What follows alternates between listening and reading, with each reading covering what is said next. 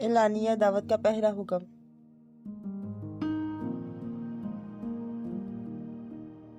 جب مومنین کی ایک جماعت اخوت اور تعاون کی بنیاد پر قائم ہو گئی جو اللہ کا پیغام پہنچانے اور اس کو اس مقام دلانے کا بوجھ اٹھا سکتی تھی، تب وحی نازل ہوئی اور رسول اکرم صلی اللہ علیہ وآلہ وسلم کو مکلف کیا گیا کہ اپنی قوم کو کھلم کھلا دعوت دیں اور ان کے باطل کا خوبصورتی کے ساتھ رد کریں۔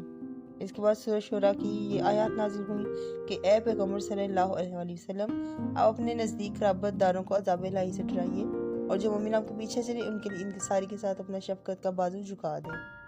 ان آیات کے نازل ہونے کے بعد نبی پاک صلی اللہ علیہ وآلہ وسلم نے حضرت علی کو بلا کر کہا، اللہ تعالیٰ نے مجھے حکم دیا ہے کہ میں اپنے قریب ترین رشتہ داروں کے سامنے اپنی دعوت پیش کروں، اس لیے ایک دعوت کا اہتمام کرو اور بنی عبد المطلب کو اس شرکت میں بلاؤ۔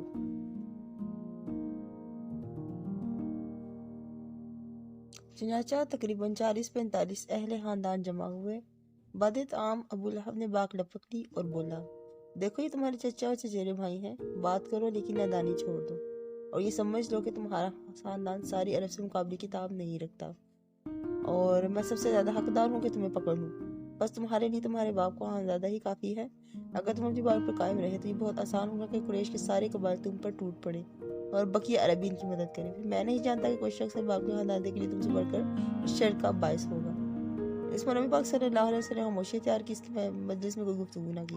ابو لہب کو کہنے کے بعد آپ صلی اللہ علیہ وسلم کی بات سنے بغیر لوگ ہی منتشر ہو گئے۔ چنانچہ دوسرے دن پھر ضیافت کی گئی۔ کھانے کے بعد نبی پاک صلی اللہ علیہ وآلہ وسلم نے خطاب فرمایا کہ اے بنی عبد المطلب، مجھے کسی ایسے عرب جو ان کا علم نہیں، جو اپنی قوم کے لیے میری لائی ہوئی دعوت سے بہتر دعوت لایا ہو۔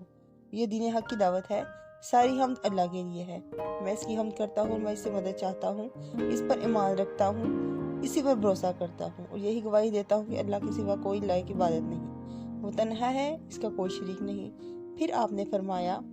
کہ رہنما اپنے گھر کے لوگوں سے جھوٹ نہیں بول سکتا،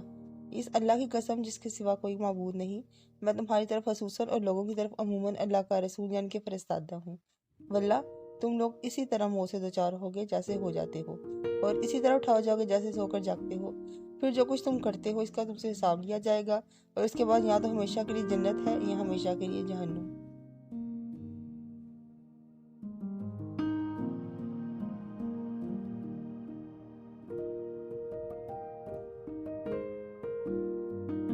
اس پر ابو طالب نے کہا،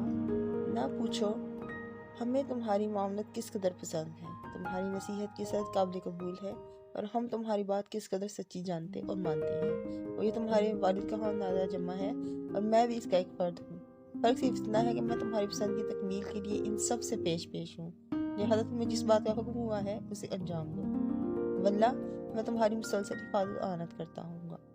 البتہ میری طبیعت عبد المطلب کا دین چھوڑنے پر راضی نہیں۔ ابو لہب نے کہا کہ اللہ کی قسم، برائی ہے اس کے ہاتھ دوسروں سے پہلے تم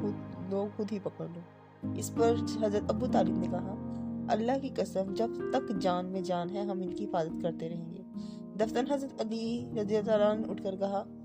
گو مجھ کو آشوب چشم ہے، گو میری ٹانگیں پتلی ہیں اور میں سب سے نوعمر ہوں، تاہم میں آپ صلی اللہ علیہ وآلہ وسلم کا ساتھ دوں گا۔ اس کے بعد سورۃ حجر کی آیت 94 کے ذریعے اعلانیہ تبلیغ کا حکم ہوا۔ پھر اللہ تعالیٰ نے فرمایا کہ پس آپ صلی اللہ علیہ وآلہ وسلم اس حکم کو جو آپ صلی اللہ علیہ وسلم کو کیا جا رہا ہے کھول کر سنا دیجئے اور مشرکوں سے منہ پھیر لیجئے۔